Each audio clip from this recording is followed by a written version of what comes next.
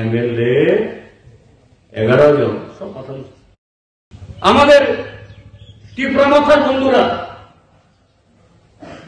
তারা সাহস করতেছে না জিজ্ঞাসা করতে। আমি তো তাদের নিয়ে জিজ্ঞাসা করছি আপনাদেরকে দাও।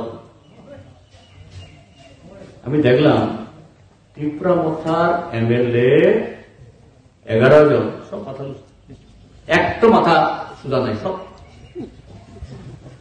মানে কি ধরনের যে বিক্রি হইলে বলে গরু পাঠা যদি বাজারে বিক্রি হয় তারাও ব্যয় করতে পারে, মাথা ফুটতে পারে। আর এরা এমন যে ব্যয় করারও ক্ষমতা নাই।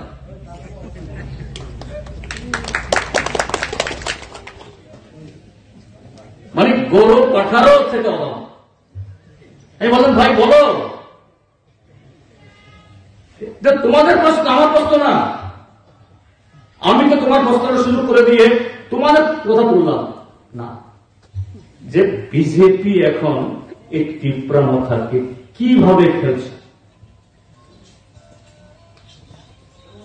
ফুটবল খেলা তো ফুটবলাররা এখন লাথি মারে না, যত জোরে লাথি মারে তত জোরে ছুটে, তার চেয়ে বেশি লাথি মারছে চোখ। টিপ্রামাথার হলো অবস্থা। এদের টিপ্রাসা যাত্রা বিমান, এই হলো যাত্রা বিমান। তুমি লাথি দিলেও আমি চোখ, উঠাইলেও চোখ,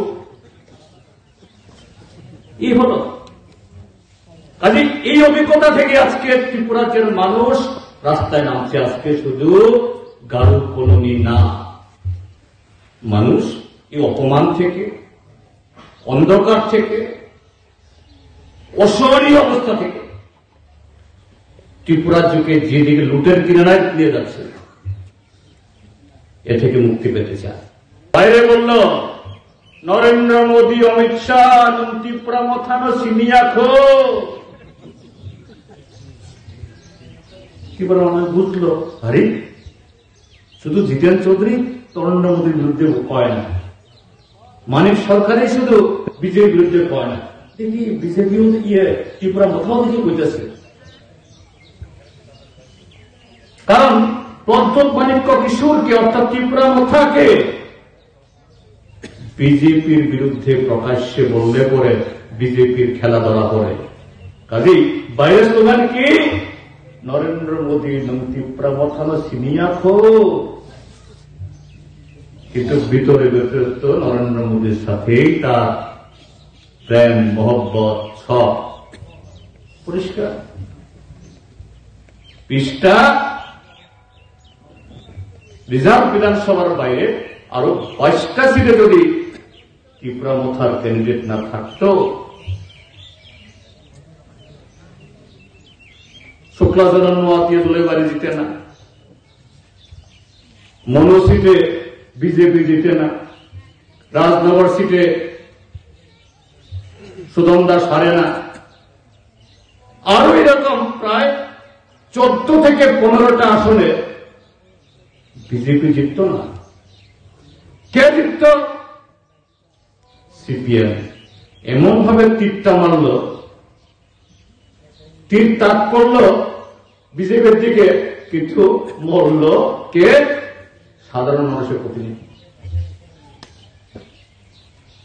এবং আজকে যদি এই ত্রিপুরামাথার অ্যাক্টিভিটি দেখা যায়, এই কদিন আগে বিধানসভার অধিবেশন গেছে, বিধানসভাতে হলো কেন কথা বলতে দেয় না আমাদেরকে, মাইক বন্ধ করে দেয় আমাদের। তা আমি একটা প্রশ্ন করলাম, এর বাবারে সিপিএম এর প্রশ্ন করলে তো করতে দেবে না, আমি দেখি ত্রিপুরামাথার প্রশ্ন করি। প্রশ্নটা করলাম আমি, ভারত সরকার, ত্রিপুরা সরকার আর ত্রিপুরামাথার মধ্যে যে ঐতিহাসিক ত্রিপ্রাসা চুক্তি, এরা ত্রিপ্রাসা চুক্তি বলে, যদিও কাউকে বক্তব্য এরকম কিছু নাই। ফুটবল খেলা তো ফুটবলাররা এখন লাথি মারে না, লাথি মারে তত জোরে ছুটে, তার চেয়ে বেশি লাথি মারছে চোখ। ত্রিপুরামাথার হবে অবস্থা।